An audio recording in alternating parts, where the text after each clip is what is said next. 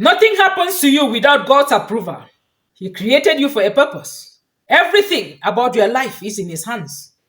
Created April 17, 2020, we are an assembly of Christians and without the care of our different denominations came together with the sole purpose of rebuilding our world by word of scripture.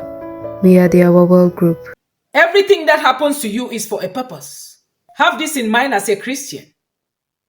Then believe in Him and let His will prevail in your life. Luke chapter 1 verse 66.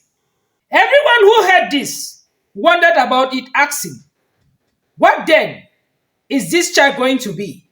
For the Lord's hand was with him. When you follow this very passage, you will notice that the birth of John the Baptist is unveiled. We are told that Elizabeth gave birth to a son.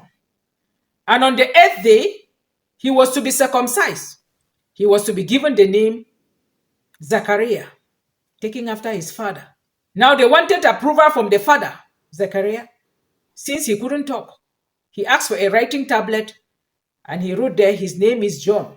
Everyone was surprised and they mentioned the fact that there must be God's hand in this.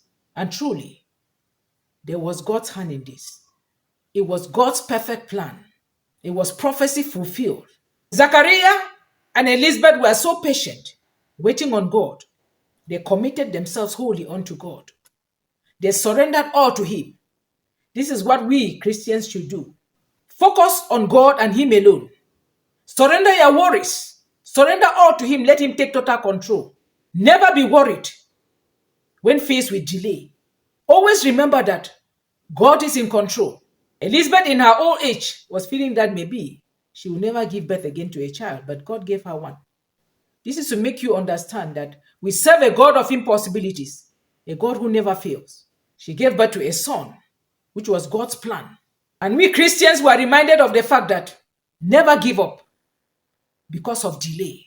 The fact that the process delayed, the fact that Elizabeth did not give birth on time, did not make her to give up. She kept trusting on God and knowing that God was to answer her one day, and which God did at the end, as we find in this very passage. So let's commit all into God's hands and know that whatever challenges that we're passing through, our God is faithful and able. Whatever difficulties we're passing through, God is going to remember us. He's going to answer you and I, just like He answered Elizabeth and then Zachariah.